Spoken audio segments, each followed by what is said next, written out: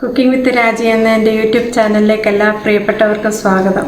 അത് ടേസ്റ്റ് ചെയ്ത് നോക്കാം. നമ്മളിന്ന് ഉണ്ടാക്കുന്നത് ഗുലാബ് ജാമുനാണ്.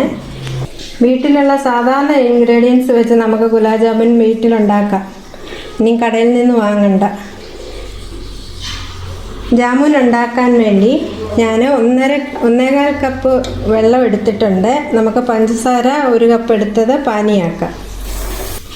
പഞ്ചസാര എടുത്ത കപ്പിൻ്റെ 1.25 കപ്പ് വെള്ളമാണ് ഞാൻ എടുത്തത്. നമുക്ക് പാനിയാക്കി എടുക്കണം. ഇതിലേക്ക് ഞാനൊരു 5 ഏലക്ക ചതച്ചത് ചേർത്ത് കൊടുക്കുന്നു.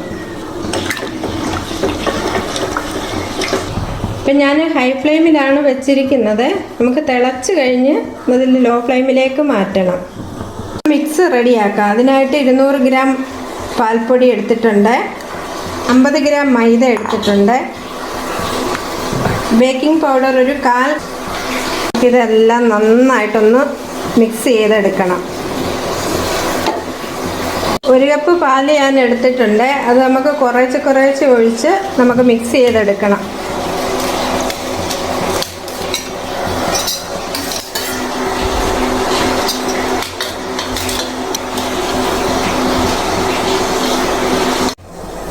ഞാൻ ചപ്പാത്തിക്ക് കുഴയ്ക്കുന്ന പരുവത്തിന് അത് കുഴച്ചെടുത്തു.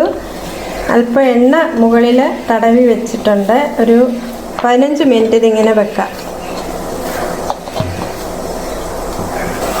നമ്മുടെ പഞ്ചസാരപ്പാനി റെഡിയാവുന്നുണ്ട്. ഞാൻ അതിലേക്ക് ഒരല്പം ഉപ്പിട്ട് കൊടുക്കുകയാണ്. ഒരു ചെറിയ നെല്ലിക്ക വലുപ്പത്തിൽ ഇത് ചെറിയ ബോളുകളാക്കണം. കയ്യിലല്പം എണ്ണ പുരട്ടിക്കൊണ്ട് ഇത് ബോളാക്കി എടുക്കാം. അതുകൊണ്ട് ഇങ്ങനെ ഇരിക്കണം, ഒട്ടും പൊട്ടരുത്.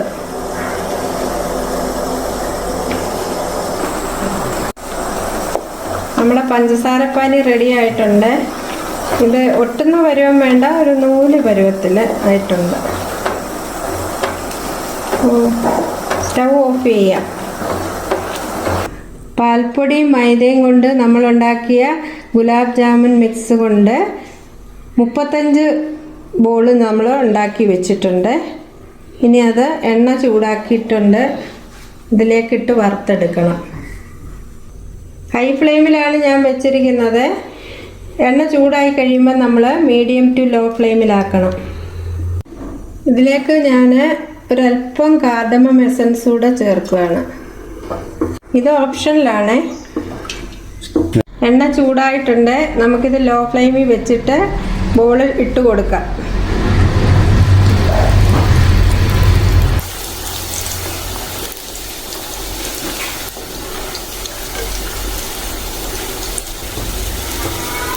ഇത് നല്ലോണം ഇളക്കി ചുറ്റിച്ച് കൊടുക്കണം. എന്താ തിരിച്ചും മറിച്ചും ഇടണം. ഇത് ഫ്രൈ ആയിട്ടുണ്ട്. നമുക്കിത് കോരി പഞ്ചസാരപ്പാനിയിലോട്ടിടാം. റെഡി ആയിട്ടുണ്ട്. നമുക്കിതെടുത്ത് പഞ്ചസാരപ്പാനിയിലോട്ടിടാം.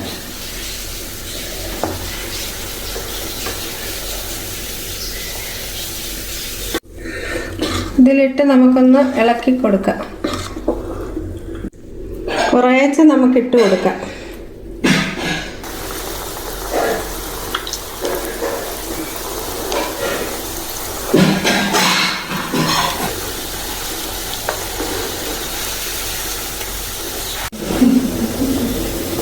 അടുത്ത ഇതുകൂടെ നമുക്ക് കോരിയെടുക്കാം. ഇനി ഇത്രയേ ഉള്ളൂ.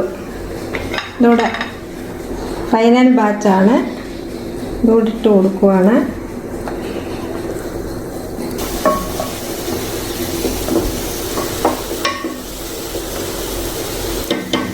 നമ്മുടെ ഫൈനൽ ബാച്ച് റെഡി ആയിട്ടുണ്ട്.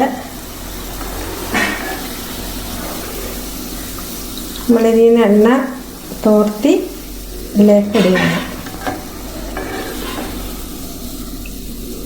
ജാമുൻ റെഡിയായി. നമ്മളൊരു ചെറിയ പാത്രത്തിലോട്ട് മാറ്റി. നമുക്കത് ടേസ്റ്റ് ചെയ്ത് നോക്കാം.